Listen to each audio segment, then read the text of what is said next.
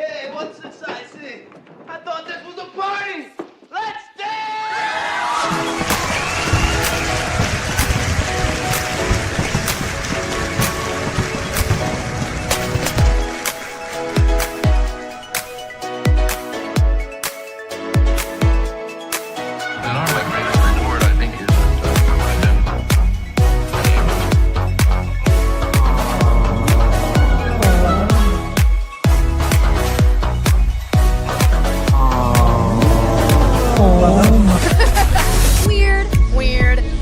We're seeing Deadpool, oh my gosh!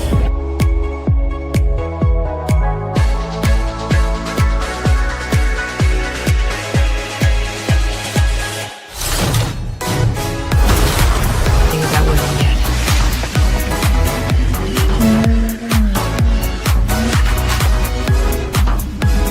My sister has it. Yes. It's you. I know.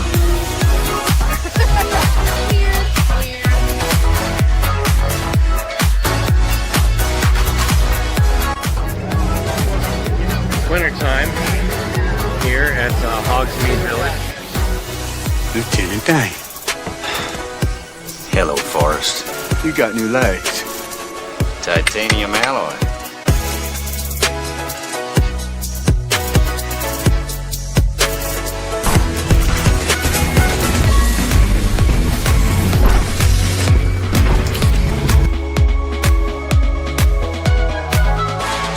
Time for my summer sizzle. Cool as a cherry popsicle. No, God! No, God, please, no! No! No! No! It's happening. It's dish time. I've always wanted to do this in front of you.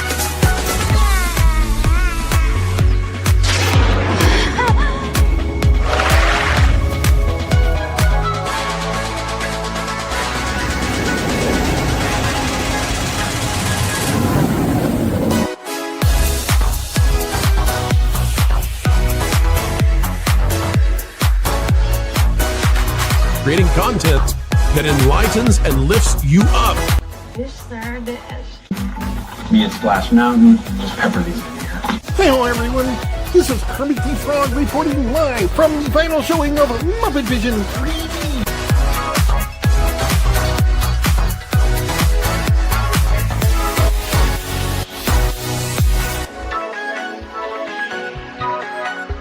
Right? God, I missed our daily dishes. Yes, indeed.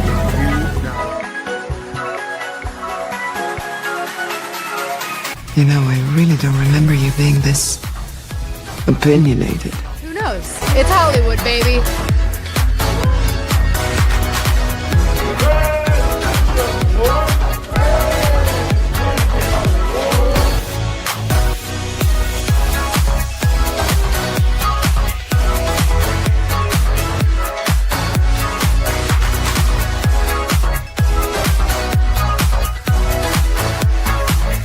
Ladies and gentlemen, it's time for the dish. Hey. So, let's dish. What do you want to dish about? Anything you guys want. This is your time. dream. My poor little children will one day live in a nation where they will not be judged by the color of their skin, but by the content of their character. I have a dream today.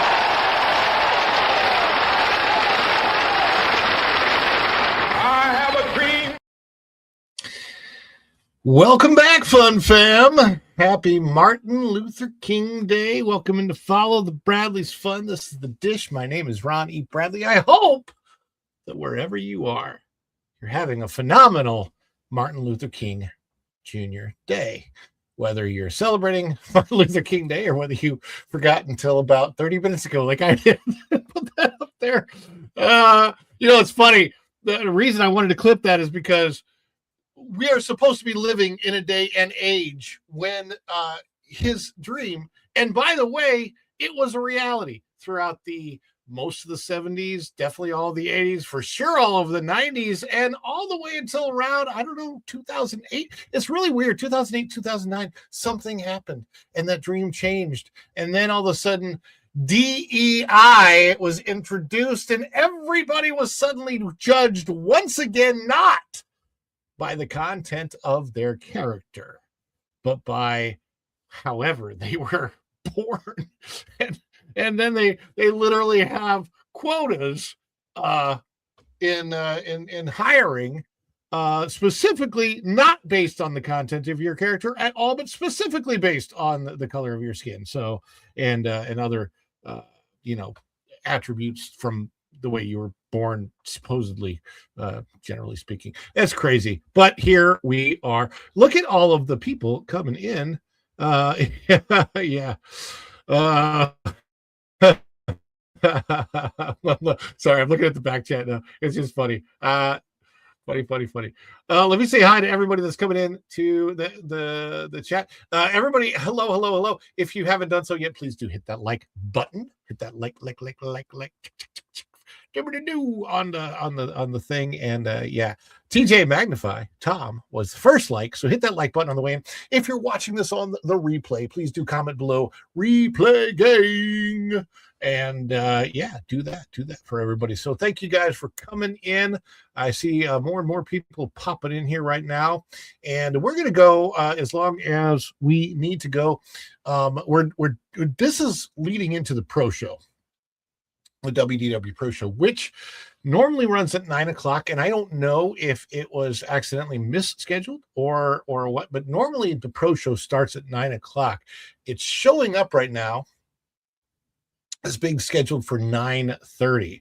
So I'm going to double check throughout the show because we are streaming right into the Pro Show. And if they start at 9:00, we're going to end at 9:00. I'm going to follow up and find out if that is what is happening, and I should be able to find that out during the course of this show. But yes, Tom says first now hit the like, and I agree with him. Please do hit the like button. Linda's here and says, hi all, I have a 33-pound dog sleeping in my arms, so it's very hard to type. Well, Linda, that seems kind of rough.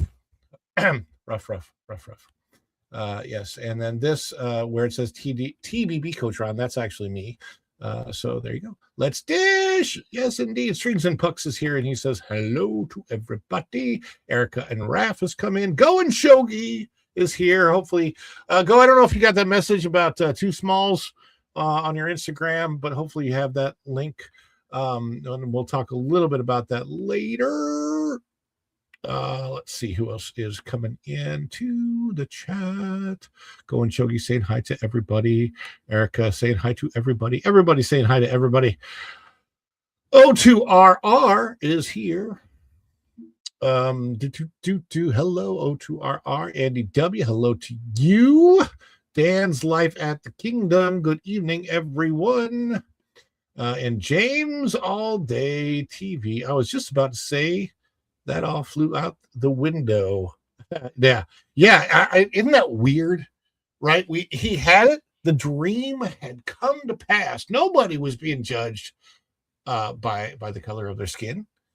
And I don't know why. We even had a president for the first time.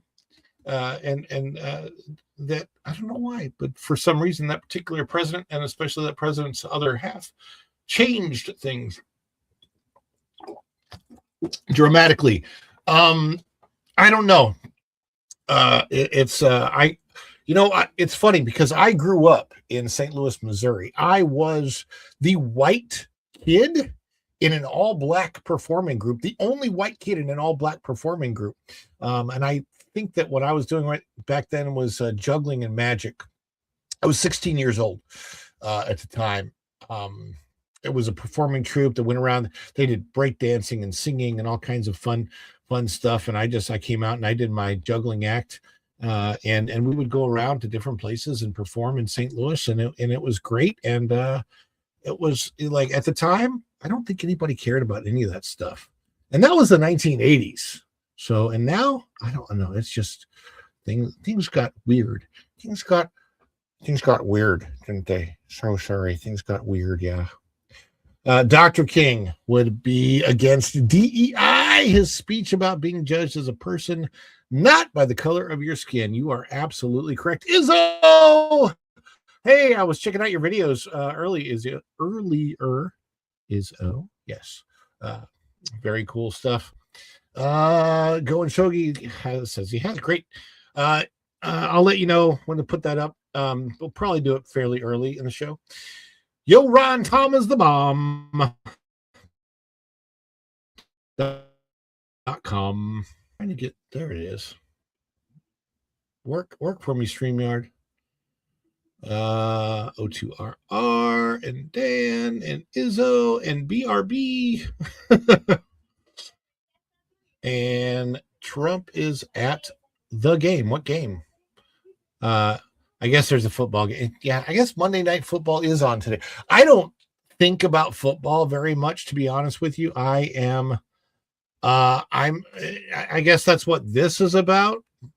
Miami, Indiana. I could care less, honestly. I'm not really that big of a sports person. The athletes, however, that I admire the most are gymnasts, specifically because the level of athleticism required to be a gymnast. I think if you can do gymnastics, if you get really good at it, you could probably pretty much do any sport, because the bodies that those guys have are like incredible, and what they can do. I wish I would have gotten into gymnastics instead of dancing as a young person. Would have been really, really cool. But I did not. But thank you guys all for being here, because you are the apple in my eye, the cream in my coffee. You are the gigawatts. You are the energon to this transformer, the energon that makes this guy transform and roll out of bed to be here with you. Toast, Autobots. Boy, these are good. I needed to refuel. Energy!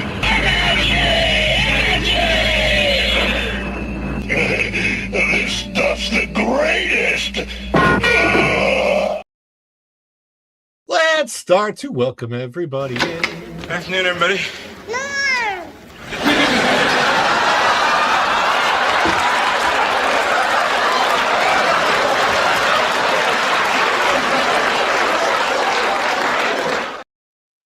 Energy. I just have water. I got my French vanilla cappuccino with butterbeer topping. Tom knows what I've been eating the last couple days because it's all leftovers. Part of it was from him. Dude, the chicken looked phenomenal. How was it? The fried chicken? I mean, it was leftover, so it was probably better had it been fresh. You know, yeah. I threw it in the toaster oven for a little bit, and it was okay. I'm still working on the vlog because that vlog with a lot of pictures is going to require a lot of voiceover and editing and stuff, but it will happen. And you know, there you go. Yeah. So there's how you doing tonight? You good? I'm doing okay. I have a bunch of angry dogs behind me. I can see that, man. If their ears are up above now, they don't look like they're coming out of my head. What are they playing? Bunch of electric guitars. That's Bark Magnitude. The name got chopped off on the top. Nice. Very, very, very nice. Who else we got? Somebody from the past?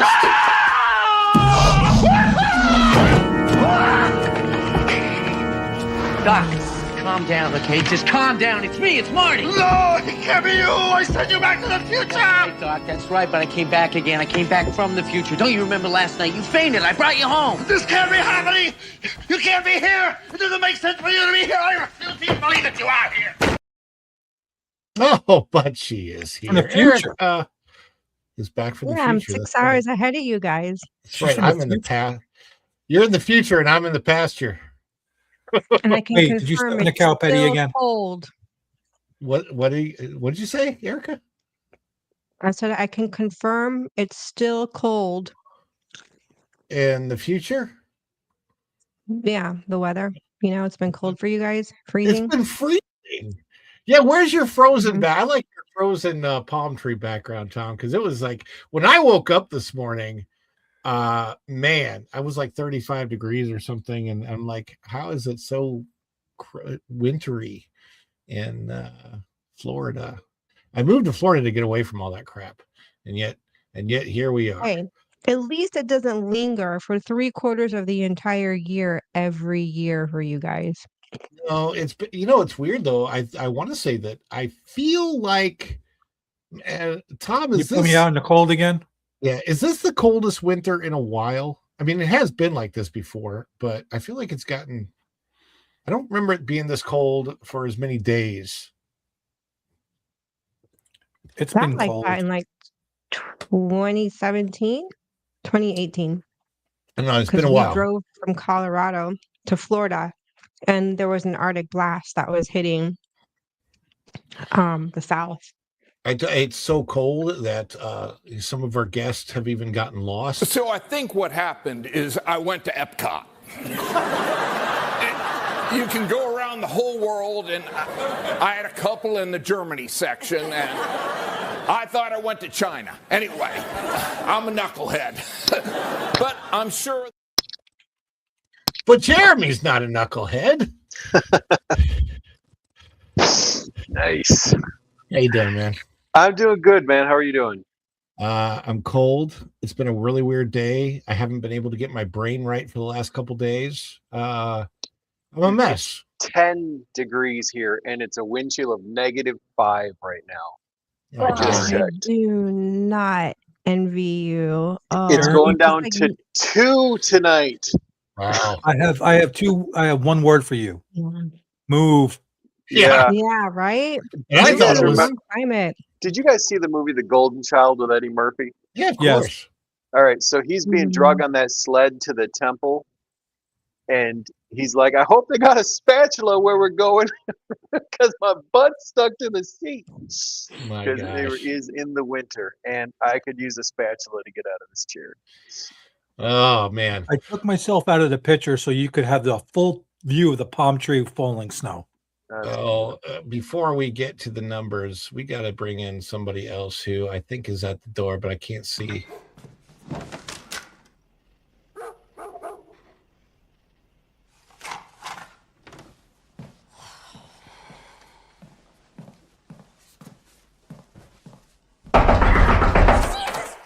What? Who's there? Hello? Hello. Hello.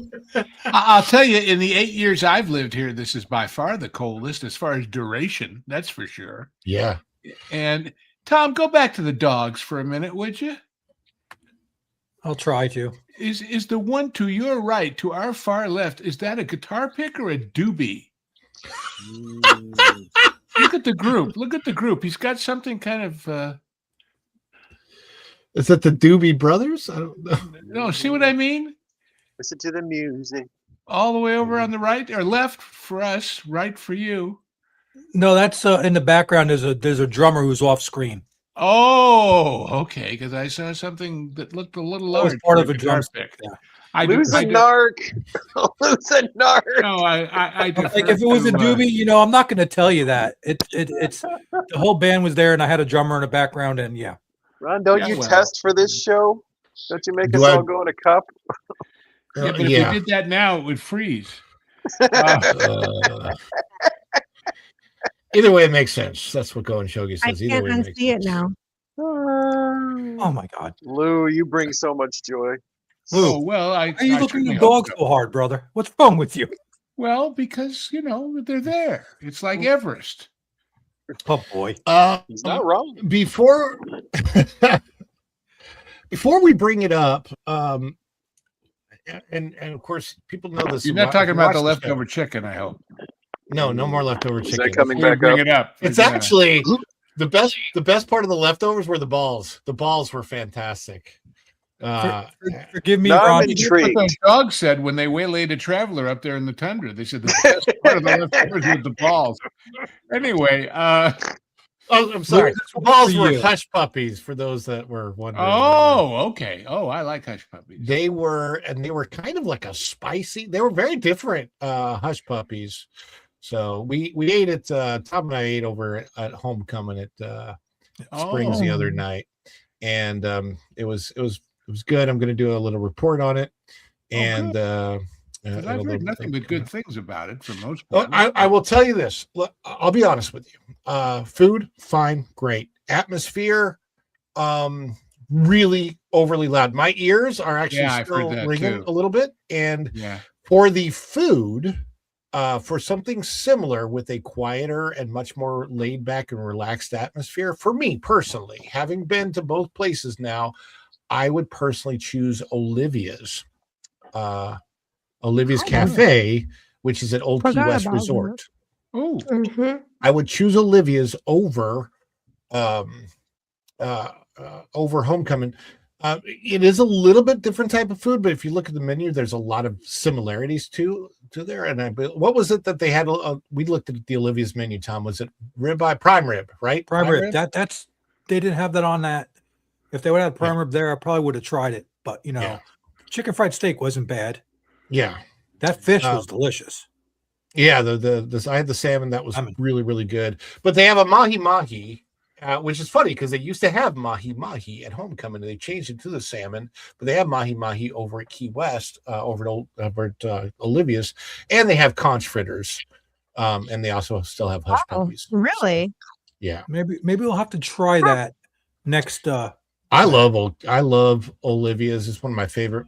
It's such a low-key place, and it's very, very underrated. So it's really easy to get a reservation. As a matter of fact, everything was sold out at Disney Springs for reservations because it was a crazy, crazy night on Saturday. But yet, I think it was like 6:00. I looked and could have gotten a 6:25 reservation at Olivia's for 5 people. So yeah, it was.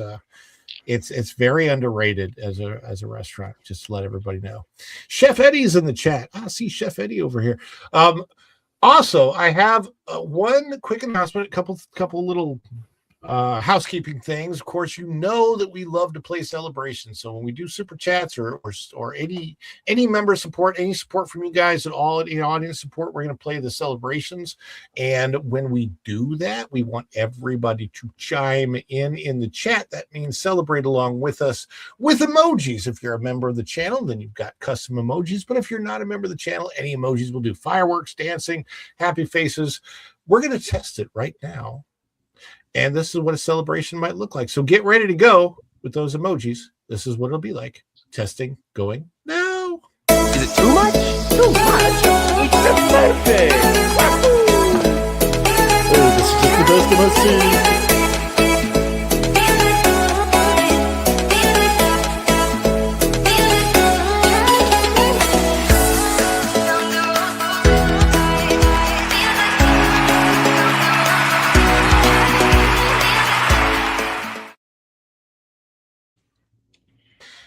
Perfect. I almost dropped my coffee trying to type that stuff. Go and Shogi has a link that I'm hoping he'll put up in the chat. This is a very unusual thing. So this is a friend of mine. His name is Tom Tulak. I don't even know how to pronounce his last name. I'll be honest with you. But the guy played Two Smalls in the movie Hook. So he was one of the Lost Boys, the little Lost Boy with the curly hair. He's kid with the marbles. He kid with no. Did he have the? No, that was the other kid. That was Tubbs. Yeah. So here it is. The Time Traveler's Checklist is a movie that he is producing right now. and they need some help in funding. So this link is where you can go and you can help him out as far as funding with that movie. They're trying to get just like $5. Because with $5 support, if they get enough of those, it's just like the YouTube algorithm.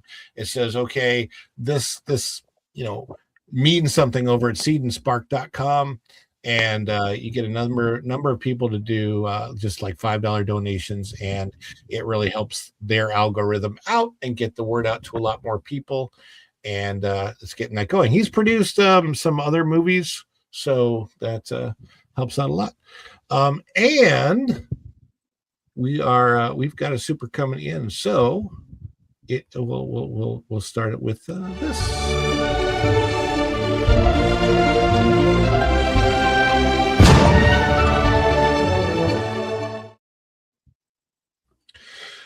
For $1.99, power to the 199. I love the 199. O2RR says, fun food question. Are you more surf or turf? Well, let's go around and we'll have everybody answer that. I'll go last. Tom, are you more surf or turf? I'm down the middle on that. Depends on the mood. There you go. Erica, surf or turf? Turf all the way. Turf. Okay. So we got Jeremy, surf or turf? Turf. He's turf. Turf. Maybe gave me explosive diarrhea. Okay.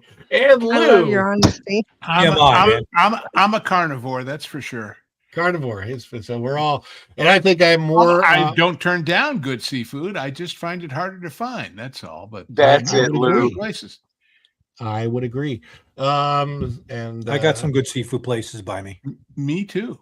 Yeah. So I am definitely more turf than surf. I love a good burger. I cannot pass up a good burger. I am burger all the way. I am addicted to hamburgers. Any kind of hamburger, put a burger in front of me, I will try it. You could put all that the WEF wanting us to eat crickets thing. You put a bunch of crickets in a burger, I would probably try it. I'm not even kidding. You would probably regret it too. I would probably regret it. Maybe not today and maybe not tomorrow, but soon and for the rest of your life. Yeah, exactly. But yeah. And who did I say? Okay, I'm out. I'm not hanging out with this guy. Bring Casablanca to the party. Yeah. Well, golly. Greetings just popping in. I've often speculated that why you didn't go back to the cricket restaurant. I like to think that it killed several men, but that's the romantic in me. The problem with eating crickets is every time if you actually ate a cricket, you would be like, wait, which one is Jiminy? I should have just eaten my conscious. Now I can't think anymore. I don't know. Every time I hear crickets, I think of those little clickers they had on D-Day, and oh golly. But that was a good question. Hey, let's get started with this is hard for me to play because the thumbnail of this on my end doesn't look like what it is, but we're going to go for it.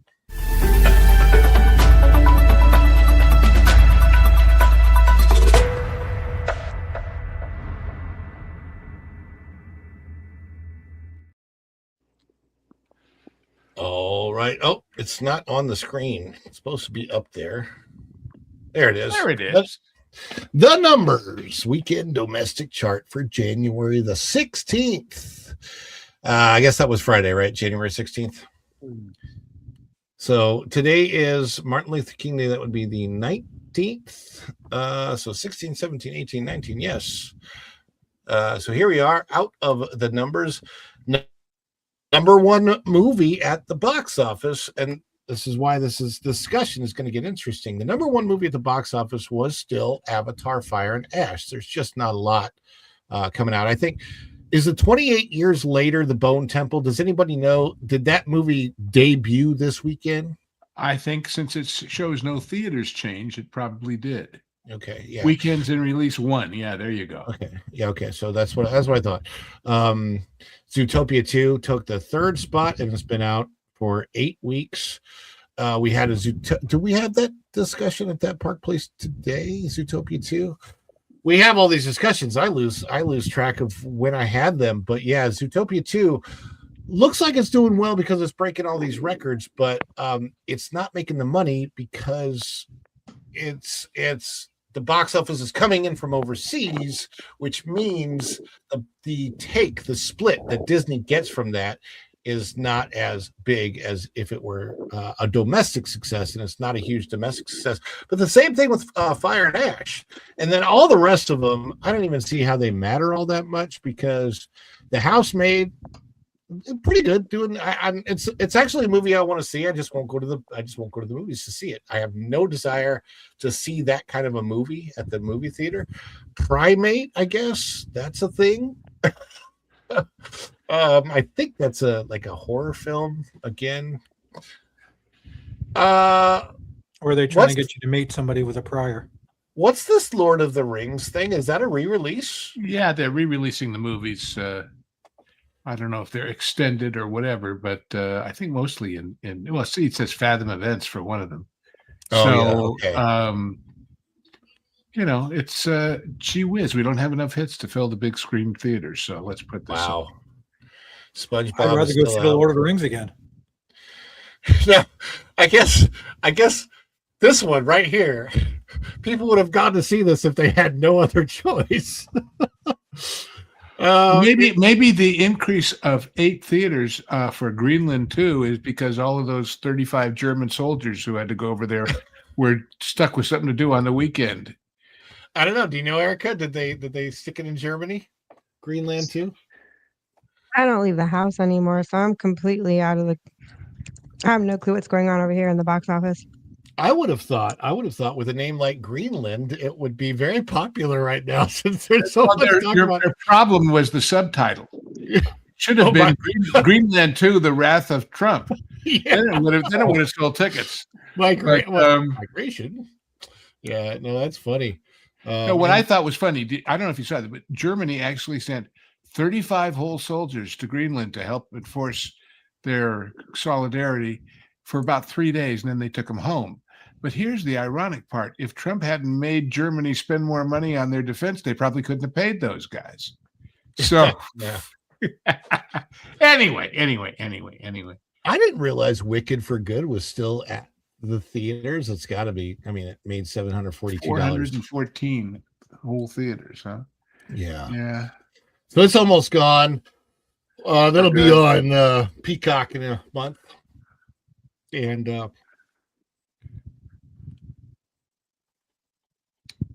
I don't know. A lot of dead wood, but this is the season of dead wood at the movies. This is traditionally when all, except for things that were such huge hits for Christmas that they held over, when all the ones that they want to dump used to come out because people are back at school and getting over their expenditures for the holidays, and the movies are kind of dead normally this time of year. So, I mean, deader than they already are, unfortunately. So is it like the retail arc? Like retail used to be a build up to Black Friday. Blue, is the movie arc similar? Well, yeah, but it's also like something that used to be but isn't as much anymore, and that is the dead period down in Orlando was always after Christmas and before the snowbirds started coming down around the time of the Daytona race. So it's not a, it's January. Here's the deal. All you need is kill? What the heck is that? It's like all you need is love. Yeah, well, if you say so. And they re-released Madagascar? It is slow. So you see what I mean. It's kind of crazy. The original Madagascar? I think so. Oh. And then, of course, from Searchlight, we have the movie that summarizes in its title the entire movie business right now, which is this thing on? Lou, I would love to see a study of what has happened to movies with the removal of physical property. Because you pointed this out. I did not realize they punch in that code and only have the movie for the term of that's showing. They don't own anything. They don't have anything. Dollar theaters used to exist on those reels when I was a kid. You mean digital versus delivered prints? Yeah. Well, yeah, and as I think I told you, those you don't just get the digital. The theaters dish and the projectors have to sign in with the master computer and be told, yeah, they paid their bills. You can show it again. Because they used to get all these things like 4th of July weekend from these little theaters saying, sorry, we couldn't run. We had rain on 4th of July and the theater was closed. Yeah, sure it was. Sorry about that, guys. We have a little technical glitch there. I apologize. Thank you for vamping. So Avatar, Fire, and Ash, which is what we're talking about. Fire and trash. Sorry. Yeah. Well, now here's the interesting Lou, thing. stick a pin in that for me, please. Okay. So we know that at the domestic box office, Disney, who put this out, gets back about half. Now, out of that half, a lot of that portion goes to James Cameron. There's the production costs, all of that. At the international box office, it's a little bit in almost $1 billion. This thing is made at the international box office, and most of that has been in China, supposedly. Again, right. And therefore, we don't know what it's going to. We have no idea if that number is real because, you know, when it comes to numbers, let me let you in on a little this is a hot tip secret. Chinese lie. What? They just lie on numbers. They just do. It's their culture. We shouldn't diss it. But anyway. Culture. Oh, you're going to summon him, aren't you? I don't think so. I don't know. Yeah. Anyhow, so the reason we're talking about this, so there's a radio host that used to be here in Orlando, and I think he's in Texas now. His name's Joe Kelly. Joe was on morning shows here in the on the AM/FM radio talk circuit, and he has filled in. I think he's filled in for Hannity. I think he's filled in for a couple times on national programming. But Joe put on his Facebook, we're friends on Facebook, put on his Facebook an interesting post this morning about the cultural impact of Avatar, or basically the lack thereof. How this film, this franchise, they came out initially, what was it, 2009, and then a couple years ago with the second one, billions of dollars at the box office, but virtually no cultural impact whatsoever. You don't have a tremendous Avatar fandom. There's not like there were Star Wars and Star Trek conventions. There's no Avatar conventions that are, maybe there's small ones, but not that I know of. It just it hasn't had that impact. And that's why I want to get to. On the other hand, the last report I've heard, the shaman at the ride at Disney World still has its whole head on. So that's a step above. That's not fair. Tiana. The last time she loses her head over broccoli. The last time I was there, the shaman was not there, Lou. Oh, really? We were there, maybe a month or two ago. I don't know if it's back, but the animatronic was not there at all. You mean they actually took it out when it broke? What a shock! Yeah, I think I had this vision, of a Rock'em Sock'em Robot match between animatronic Walt, Tiana, and the shaman. Somebody needs to make a. When you talk about cultural impact, I don't know if you saw this story, but Matt Damon said that when Netflix has him do a movie, they, quote, want the plot explained 4 times during the movie because viewers are watching while they're scrolling their phones and aren't keeping up. Holy crow. I saw something about that with Matt Damon saying he didn't like the whole idea of Netflix because he doesn't like people watching the movies on their phones, which I understand.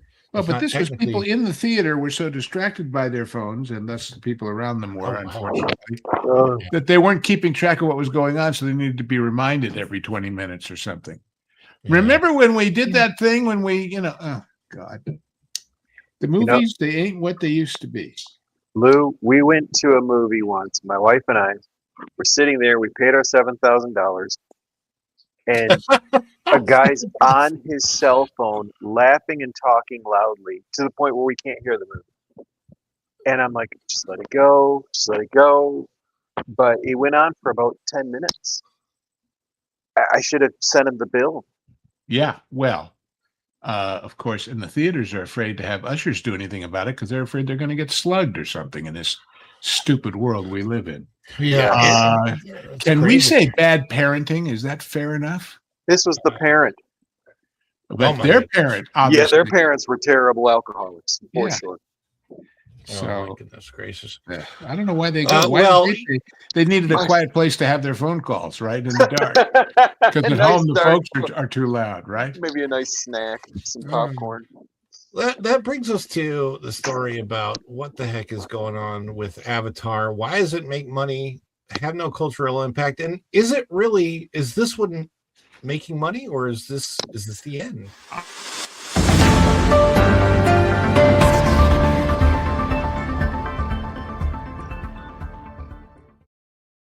You know, I said this as a joke at the time, but I said it proves that Disney made the right move when they put the actual trackless ride for Zootopia, for example, in China rather than here, because that's where it drew the crowd. Same thing with Avatar. It's also smart that they didn't go ahead and condemn a big hunk of Disneyland to build an Avatar land, because that little piece is getting smaller and smaller and smaller where they're supposedly going to build it, and we'll see. No, it's just going to be a movie theater where they run reruns of Avatar. But they do let you touch an Avatarian dung beetle ball, I'm told. So at least we can spread whatever the latest flu is to all the children. So this is out of Movie Web, which is not a site that I'm particularly familiar with, but it says Avatar 3's box office decline came sooner than expected. What does it mean? First of all, I don't know who was expecting it to not have a decline, because by the third one, I think that a lot of people felt the way I felt, which is that once you had seen the first one and the second one, you realized with the second one, there's not a lot further that they can go with the spectacle of it. Okay, so and there are a lot of ways to watch these movies now, even from the comfort of your living room, and still have the IMAX experience. There's headsets, there's all kinds of things in which you can actually watch this and get a very IMAX type of experience with it without ever leaving the comfort of your living room once you have it. And now that people have realized this, they're not spending $100 to go take their family to this movie at an IMAX theater, paying another $100 for snacks, a $200 outing for a 3-hour film that is just a rehash of what you've seen before. And I think that's kind of what's going on with this. Let's see what the author says. This is by Philip Edamame, I think. Edamame.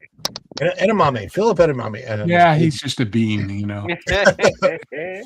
So he's a senior writer at Movie Web and has consistently written lists and features. How do you write a list? For the website since mid-2023. And he served in the same capacity at Screen Rant. So when they were sick of him, he went to this place. Is that That's right. So anyway, no Screen Rant, no more CBR, more money. Hey, you and he could compete, Ron, in the Can't Hold a Job contest. Hey, now. Look, my background was as an actor, and actors always are out of work. So that's right. That's right. More money, more problems. Avatar Fire and Ash has made $1.237 billion so far at the box office. A good thing, right? No. Ordinarily, such a figure should bring smiles to the faces of the director and studio heads. However, no one is happy because the current installment is projected to neither top the $2.74 billion made by Avatar worldwide, nor the $2.32 billion made by Avatar The Way of Water. Avatar 3, which is still playing in theaters, finished in first place in the U.S. for the fourth consecutive week, but is currently lagging behind previous franchise installments. Screen Dollars reveals that by January 11th, Fire and Ashes had earned 80% and 66% respectively of what Avatar and The Way of Water had made domestically by the same point in their theatrical runs. With 28 years later, The Bone Temple releasing this weekend, that was the weekend that we just went over, the James Cameron movie is expected to lose its first place. It did not lose its first place spot, yet previous franchise installments stayed 7 consecutive weeks at the top. In it, I would say it still may, but I think that there are still less people going. With a smaller audience, Fire and Ash could struggle to cross the $2 billion mark. I have to tell you, when I saw that picture, my first thought was, wait a minute, is that an error? Is this from Starfleet Academy? And then I realized, no, they're not fat enough. Anyway. It's glandular, Lou. He has a valid point. Starfleet Academy to me is like The View in space, so I will not watch it. But yeah. It's the third highest grossing movie of 2025 behind Niza 2 and Zootopia 2. I think they're just big exoskeletons. Yeah. Oh, well. All of this was boosted by the Chinese market, which this seemingly isn't good enough. Cameron set high standard for himself. Now he'll be seen as a failure, if I guess to himself, who doesn't top what he has done before. I don't know that this is particularly Cameron's fault, other than the fact that I don't know. Let me start with giving you my opinions about why I think this franchise doesn't have the cultural impact, and that is because none of the characters are human. They all have tropes that we've seen before in other characters, and therefore I just don't think that they have the relatability of, for example, Han, Luke, and Leia did from Star Wars. I mean, on the other hand, since they junked Han, Luke, and Leia, you can't blame him for following the trend. Yeah, I mean honestly, this thing, did you see where they came out? They figured out that Zoe Saldana, as an actress, is the actress with the most total gross of all the movies she's been in of anybody in history. That would make sense. Which doesn't mean her name or her face sells tickets. It just means she's been in a couple of very, very big movies. So the way we keep score of all this stuff has changed. And by the way, did you see it just where you cut off that article? He said, well, if we decide not to make the next 2 that we had planned, we could do them as novels. And he blamed streaming culture. Guess what? Streaming culture people, I mean, the ones we're talking about who are on their phone in the movie theater, they don't read novels either. No. In fact, I'm not sure they read. They just look at the pictures. if that. So there's no pictures. They're not doing video at most. I mean, Erica, let's get you in on this. Do you have any interest in the Avatar franchise? Not anymore. And why? The movie. Well, the second movie was just so long, and then hearing the results of this third one, I just don't have any interest. I just don't care. I haven't had much of a desire to see it because all I've heard is that it's so much like the second one. The second one, yeah, that's what I heard too. Eventually I will watch it. And then there were some weird scenes that were apparently considered inappropriate, and it kind of too intense for younger viewers. It just kind of freaked me out. It just kind of creeped me out. So I'm like, yeah, I don't think I want to see that kind of stuff on screen. No, to me, I don't know. Jeremy, what's your take on the Avatar franchise? Have you seen any of the first 2 movies? Did you go to the movie theater? This is going to be so unpopular, but the look of it was so novel when they came out, right? I hate it. I hate the way it looks because I see nothing but fake. And I know you could say the same about animation, but I expect that from animation. it was like the novelty of what Cameron created in that world. It wore off so fast, and now it's novel to see real actors really acting with real things. You know, you bring that up, and Lou and I just did an episode of the Genre Guys where we went over the 1950s film called The Third Man, and it is, to use the word correctly, the antithesis of this Avatar type of a movie, which is basically all animation, CGI, whatever. And The Third Man is old style black and white film noir movie with fantastic acting and cinematography, filmed in Vienna. And it was just, it's so interesting to go back, because a lot of people would think, how can you go back and watch an old movie with that old technology? And I'm like, because it's so real. Yeah, and visceral. Exactly. That it drags you into the story, and you actually start to care about the people and the characters. And I like, once I leave an Avatar film, a viewing of it, I don't even remember the damn characters' names. I think there's a Nefertiti, Natalie, Natiri, whatever her name is. And this is what's crazy right now. YouTube algorithms pick up your behavior so quickly, right?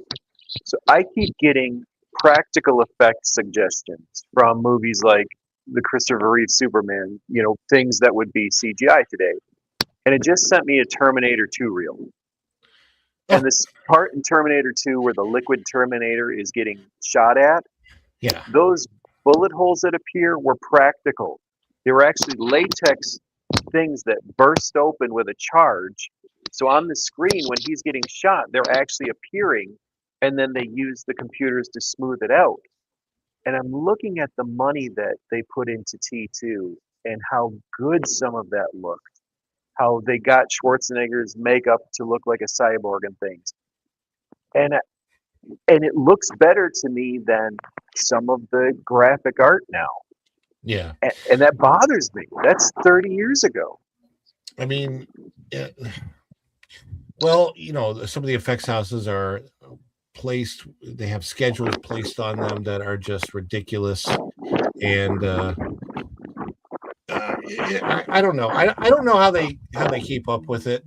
Tom, did you see any of these films in the theater? Oh, wait. Theater? Any of the Avatars in Did the you theater? pirate any of these films? We don't talk about the high seas. Well, it would be the effort to me. You see, I actually seen the first one in the theaters, and the second one, I said, I'm not sitting through that crap for that long in the theater. I can't pause it, can't get up and go pee. So yeah.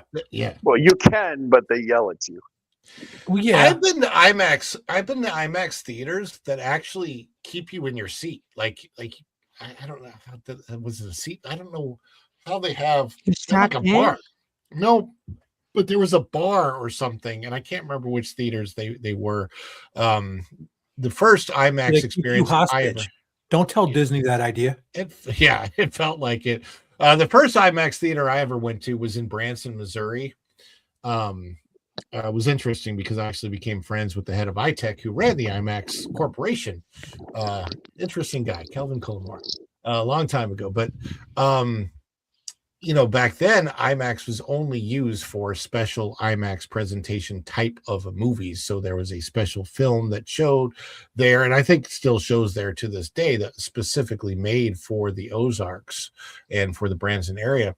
But they also show regular films in that theater, as well as like Avatar and IMAX and you know. Well, yeah, here the aquarium has an IMAX theater. Oh, yeah. But now, when something, that's where I saw Top Gun 2, and that's where I saw Godzilla, because you know it's comfy, frankly. Yeah. And so they still run the little 45-minute IMAX movies in the daytime, but then when there's a big movie, they run it on weekends and at night. Yeah. And IMAX can be a nice experience. I actually much more appreciate the 45 minutes sitting through a 3.5 hour film with all of the trailers that come before it and all of that. In an IMAX screening, it can just get taxing after a while. The only thing that really drew me into The Way of Water, and this is so weird, but there's an hour-long section of that movie in the middle, no kidding, where there is literally no story being told whatsoever. It is all the kids playing in the water. So it's a pee break. Yeah. For a movie about water, that's a good thing to have. I mean, so for me, it was drink water while you're watching the water, or you're going to have to relieve water. Yeah, it was like being on a as ride. I've mentioned before, at my age, trickle down is not about economics; it's about urology. So anyway, well, I guess you can go there to watch European films. Do they give you one of those those bed bottles that the hospital gives you? Here, use one of these. I wonder if they do that at Alamo or one of those dine-in. I think that would completely change the meaning to The Way of Water. Exactly. But as far as Fire and Ash, the smell of water. As far as Fire and Ash is concerned, I believe that it's at the point now where it's definitely flaming out.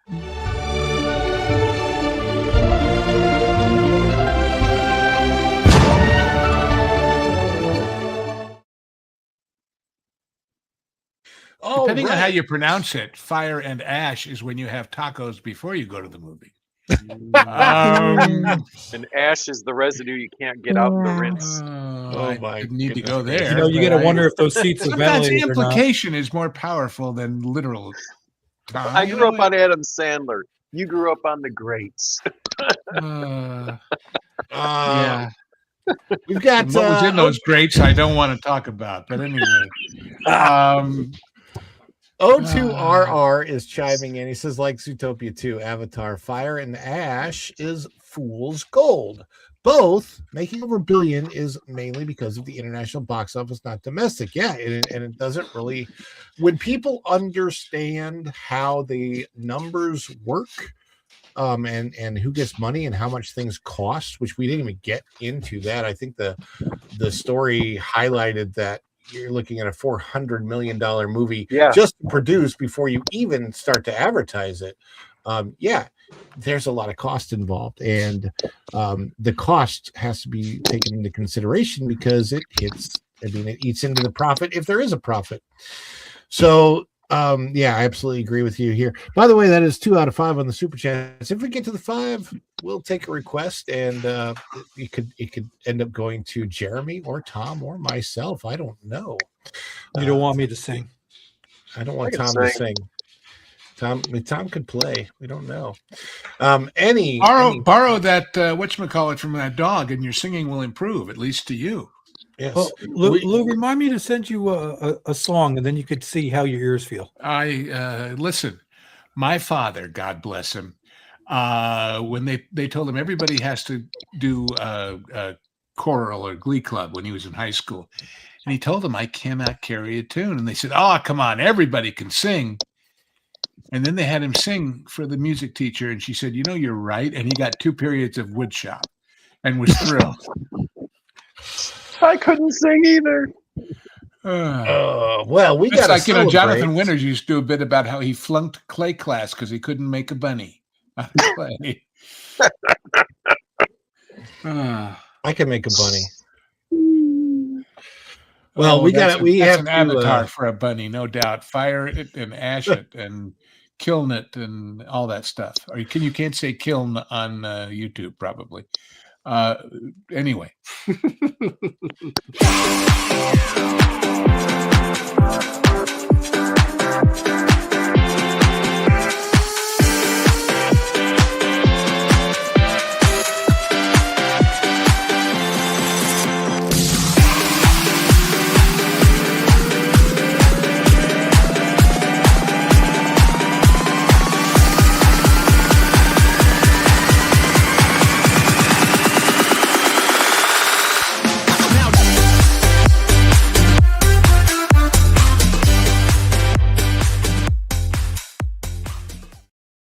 Every time I see that clip, I think, never occurred to anybody that the character of Darth Vader would not be doing disco ball dancing. I mean, I think that's the whole point.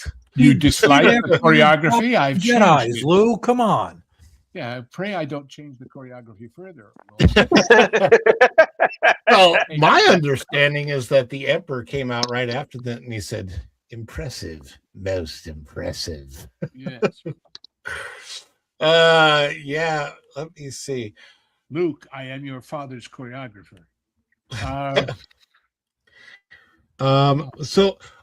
Lou, do you know? Let me. I need to double check. Somebody vamp while I'm double checking this, but I got to see if good evening. The pro show is happening at 9 or 9:30. Yeah, Lou put an explanation in our studio chat, Ron. An explanation. Oh yeah, it is 9:30 for sure. Okay. All right. No issues. But in between 9 and 9:30, Wilton is doing a funeral for Kathleen Kennedy. Okay. He told me if I'd like to come in to bring a 3-minute obituary, and I said somehow doing a 3-minute anything in that context sounds like a trilogy, and those aren't very good for her. So is that on Floral from Under a Rock? Yeah. Let me see if I can. Let me see if I can change this, and we will send people over to the Kathleen Kennedy funeral because that would be cool. Let me see. Lou, just send a casserole. A casserole, yes. A covered dish. Lasagna. Why is it always lasagna? You sound like Indy. Lasagna. Why did it have to be lasagna? Because big balls hurt people, so we've switched it to lasagna. All right, I got it. Perfect. All right, so thank you for that, because now that helps us out. We will end before 9 o'clock, and we will now send people over to the Kathleen Kennedy funeral at Floral from Under a Rock. That's perfect. Well, we sounded cheery with that. The Kathleen Kennedy funeral. I'm just going to make the point I keep making because it's worth making again, in my opinion. Kathleen Kennedy has been looking for a hit to go out on for what, 2 years? The fact that she finally just said, screw it, I'm gone, means she doesn't think anything in the pipeline now is ever going to be a hit either. It ain't worth waiting for. Just get out of here already. That tells you how much lack of confidence she has in all of the things that she has started and pushed down the ways towards something like completion, whether they're big screen or little. So time to turn it all off for a while, folks, and let people get bad memories about all that stuff. Well, I hope that we have a guest for this next story that we have coming up.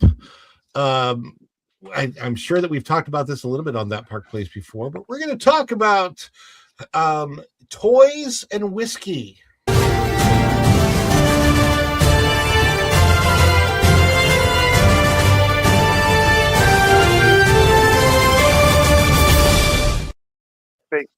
Oh, yeah.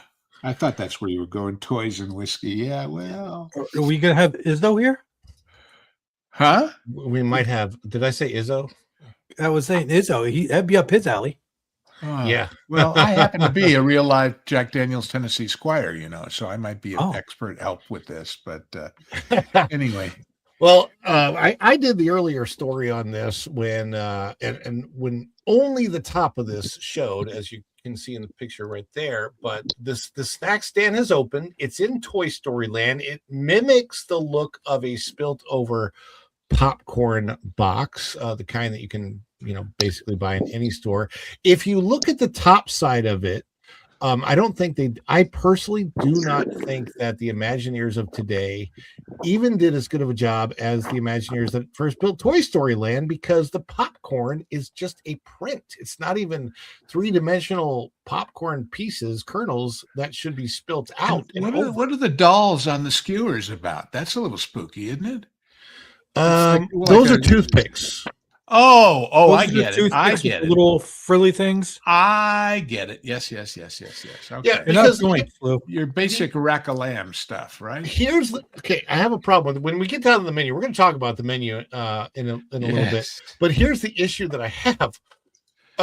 This is supposed to be in what's his name? The kid. Andy. Andy. It's supposed to be in Andy's backyard. And the whole point of this popcorn stand, if you go look at Woody's, not the lunch, but the Roundup Rodeo, he built that restaurant out of cardboard box. So he's basically taking stuff and turning it into his play area in the backyard. That's the quote unquote theming behind it. So my question is, why would Andy, who take the popcorn box and make a snack stand out of it, and how old is he supposed to be, and he's pretending to sell Jack Daniels? Like, this kid, well, I'd say Dad was a little bit of a drinker, huh? And he's following in his footsteps. I tell you, something weird is going on. That's all I'm saying. So here's the story out of thatparkplace.com. Please bookmark it if you haven't done so yet. This is by our good friend Cham Lee. The new snack kiosk opens in Toy Story Land at Disney's Hollywood Studios.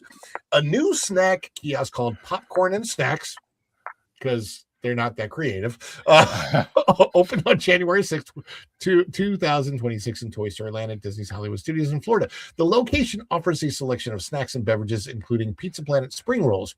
The opening adds a quick service option to the themed land. They actually, so they had the Woody's Lunchbox, and this is an additional one. The kiosk is located near the restrooms at the far end of Toy Story Land. It sits along the pathway leading towards Star Wars Galaxy's Edge. The stand opened with an official time listed in the My Disney Experience app, which is common for small park kiosks. Design and location. Yeah. You just said it's near Galaxy's Edge, right?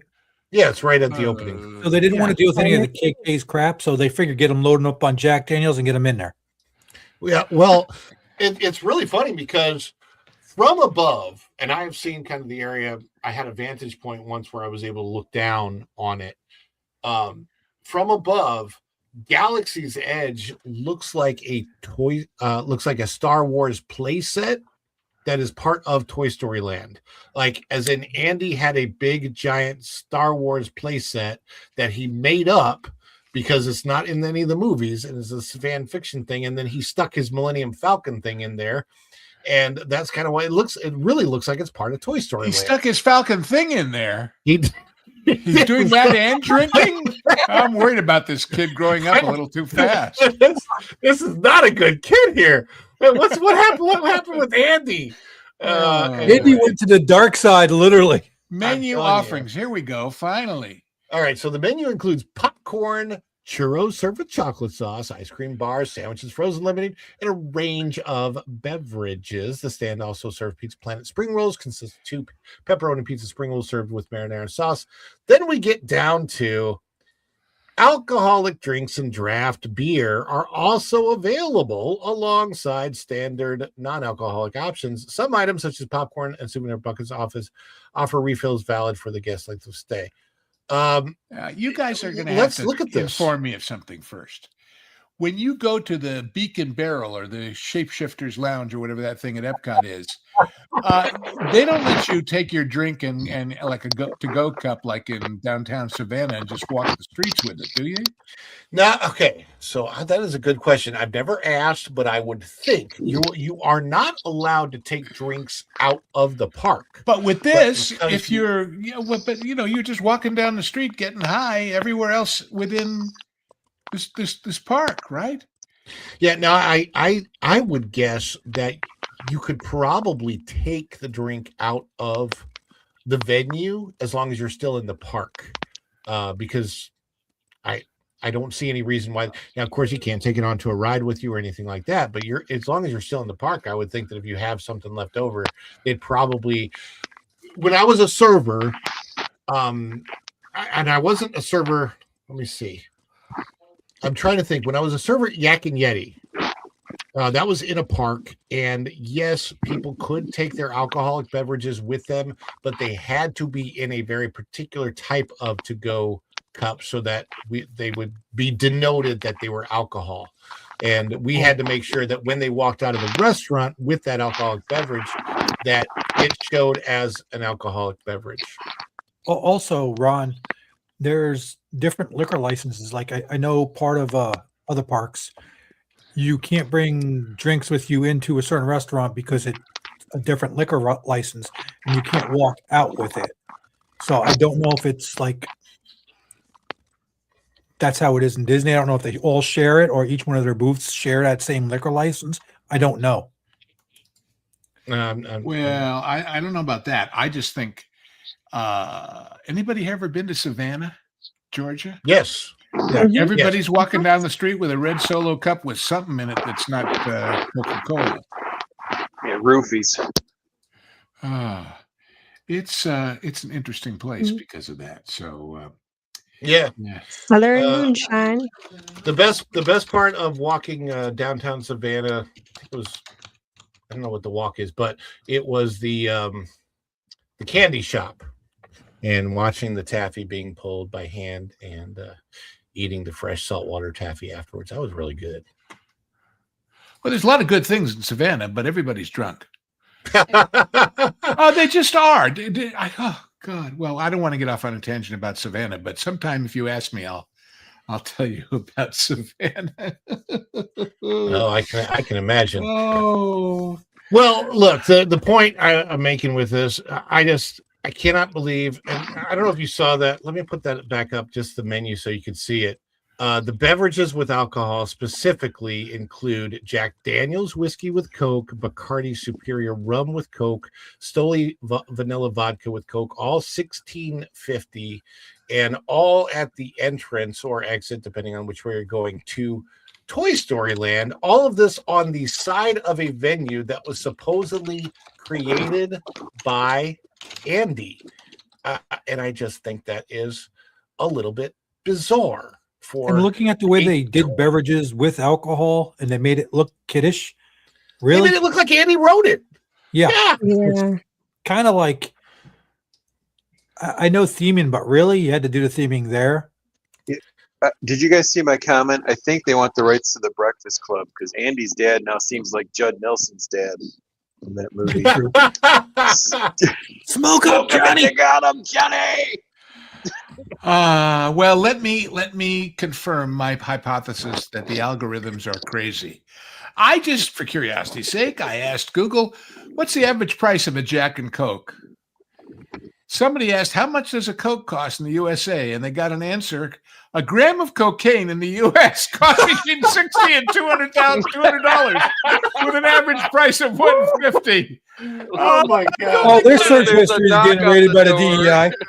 Those aren't the Cokes you're looking for. You are on a list now, my friend. Oh, it's Google and YouTube. It's not. It's your algorithm's fault, not ours. These okay? wonderful algorithms that run our lives. They're so damn stupid.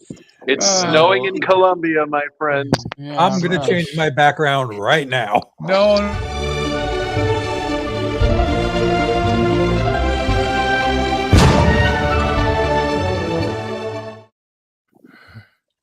We have a super chat. Go and Shogi save us. Are you sick of your kids yet? Well, that goes back to Disneyland, you know, when there was this thing called the Monorail Club Car, which was a bar right where you got off the monorail at the hotel up on the same level. And the idea was that parents would do a trade-off. One would stay in the park with the kids while the other one monorailed out with a hand stamp and got themselves schnockered. And then they came back in and the other parent handed off. Oh my! And it was famous for it, you know. So they don't think they got $16.50 for a drink in those. This is good. I love that the drinks don't have whimsical names. It's just straight up. Are you sick of your kids? Yeah, exactly. Because they know that if you're looking for a drink, you don't want to read all that frou-frou description at the front that finally gets to it. You want to cut to the chase, baby, and give me Stay on brand. Make at least Andy put up disappear. Kamikaze drink here. Stay on brand and have the kid Sid next door. Have that be his place. Oh, there his you go. dad, you know. Oh, so what they should do is like that would be perfect because if you think about it, you Sid's have over the fence bar. Yeah, car it's- parts in the they're grass. perfect. And then you have like the mismatched toys with their heads popped off and all that kind of stuff right around it. That would make sense. That would be awesome, and it would have made theming wise if they were going to go out.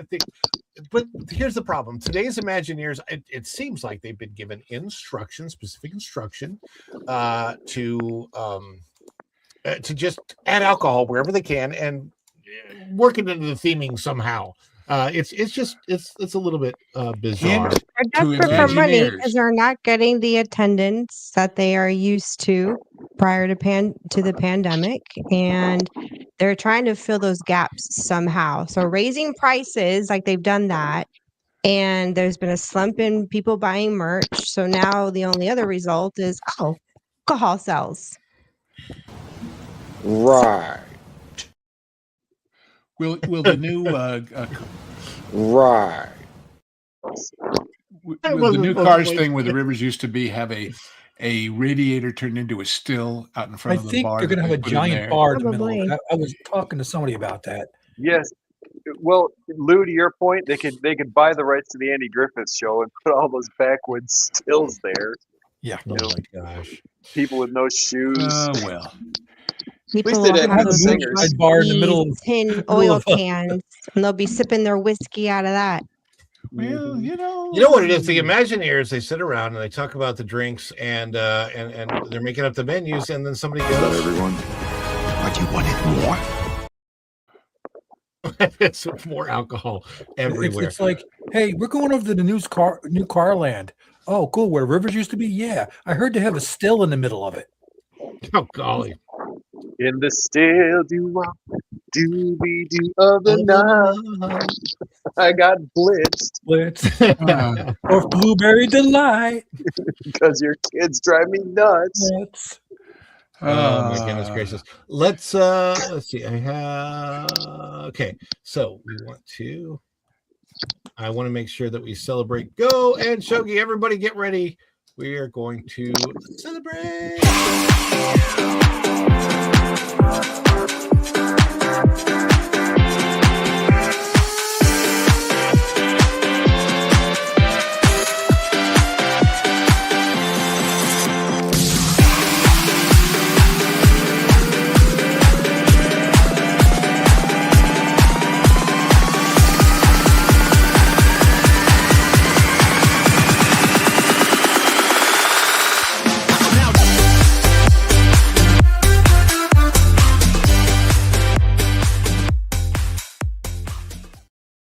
You want to know why Chewbacca dances like that, right? Please. Hemorrhoids? Please. No. Why, Tom? I thought you had a punchline for this, like No.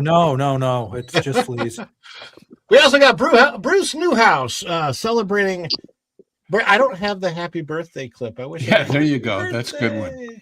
Alcohol's on lower eye level. Yeah, it is. Stroller level. Let's put that back up on the screen just so you can see it. If you look at the menu, it literally is the eye level of the kid. How many times a day do you suppose they get the kid in a stroller looking up and saying, "Daddy, what's alcohol?" The only reason you're here. Yeah. Is Jack one of Andy's friends? Can I get the Jack and Coke?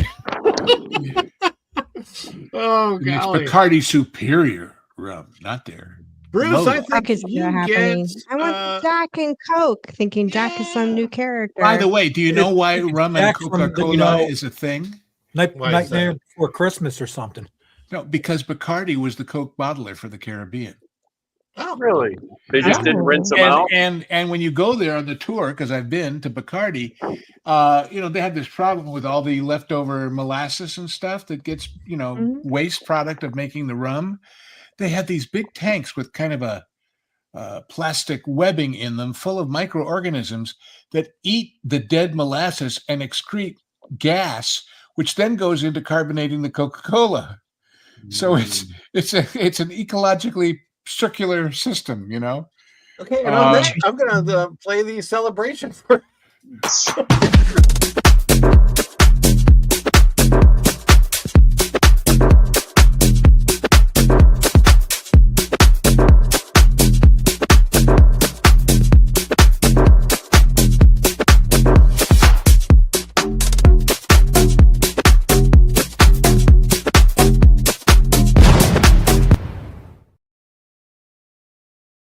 That bear can dance. That bear can dance. Hey, let's go Joey around the MS people room. really well too. We're gonna send everybody over to the Funeral for a Kathleen- friend. Yes, yeah, funeral for a Well, friend. you got the first part right, Luke. Yeah, well, 2 out So of 3. TomTheBomb.com. Tell everybody where people can find you at. Well, you'll see me this week either on your channel, Ron, where I'm here now. Erica's Brood Banter, if she allows me back on again. Lorena's on Sunday, and modding all over the place. I'm like a bad rash. I get everywhere. There you go. And also on his channel, might show some show the big Artemis. I might do some stuff. launch, Yeah. Right. There you Yep. go. So that's coming up. Erica. Yeah. So you can find us, me and Raph, on Fridays at 2 p.m. Eastern Time on our new stream called Brood Banter. So bring your brew, and we just sit around and shoot the bull on just the week's highlights, what we're doing for the weekend, and it's chill. And we just have a lot of fun joking around with friends. So we would love to see you guys there hanging out with us. Every time I hear that title, Brood Banter, all I can think of, you won't like me when I'm plastered. And by the way, if you are a fan of Valiant Renegade, Raph Yes. can sound just like him. I swear, I thought I heard Valiant on her stream, and I checked it out. It was Raph. My gosh, he looks alike. I never even thought of that until you said it, and I'm like, I can kind of see the similarities just a little bit. I'm like, I never. It depends on what he's saying, but there are certain things. So, Mhm. and we got our good friend Streams and Pucks, Jeremy. Streams and Pucks, tell us about Streams and the Pucks. Absolutely. So Friday, I'm joining Brood Banter, hanging out, and then at 4:00 Eastern, I do my own live stream. Last week was an hour and a half, singing, playing guitar. Pardon me. And then Sunday mornings at 10:30, I do like worship music, church music for about an hour. And the live performances are the big thing, but I'll be doing some other video content coming up. Awesome. And a man who has his own views. I do. I that's because I'm looking through those big glasses most of the time. But, That's right. I have this thing called Lou's Views on Patreon, and you are welcome for a whole $5 a month to get all the other stuff I don't talk about on here. Well, some of it overlaps, but some of it does not. And by that, I mean food and politics and travel and old fart stories of the kind that only I can tell, or at least so far, only I. And you are welcome to come check it out, as they say. There is join the legendary Lou Wasserman's ghost on his Patreon, Lou's Views. I am not a legend in my own mind, even though some here are gracious enough Well, to call me you that, have a so. brilliant 10-foot tall statue at Universal Studios Florida. Yeah, so. in a funny coat. I can never figure out why they put one of Sergio Leone's dusters on him in that statue, but still, I won't complain because I like Sergio. But anyway, that's what I do when I'm not doing all these other things, including soon on the Pro Show, usually on Monday nights and Wednesday nights, the Hollywood Backlot with Lou and you. Because of Vash's many other commitments, he's reclined from the hosting duties, and happily, Culture Casino is now my new interlocutor on that. And so that's every Wednesday night at 11 o'clock. And then I show up here and there. We have hit the goal with these two super chats. Bruce Newhouse, seeing Culture Casino dance in a furry outfit never gets old. And Mary White comes in singing a song, Ron. So what I'm gonna do is tell me put some song suggestions in the chat while we're playing the long celebration, and I will pick one of those and I'll sing a line from it if I know it. I was singing earlier tonight doing some karaoke, so I'll give you about 1 minute and 43 seconds to do that. And during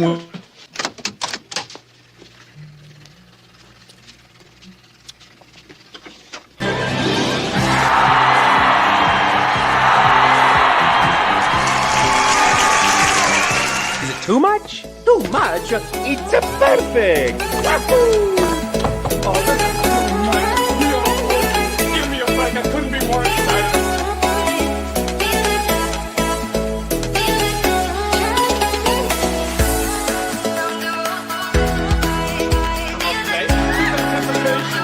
It's making me mental. But if they say yes, you can be on the show, I think I would go so crazy.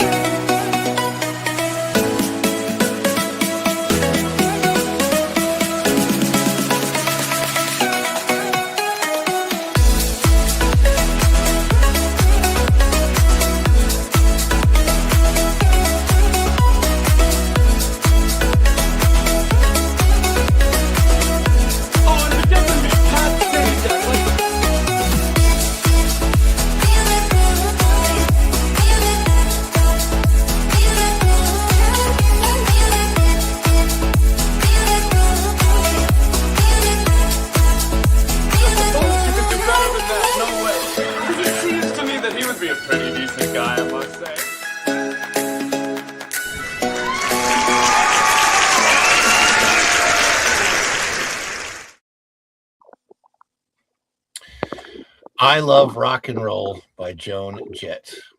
Lou has had to go because he's getting ready for the pro show. So thanks for staying in as long as you did, Lou. Appreciate that. All right. So looking at the suggestions, let's see. We have, okay, so what was that last one?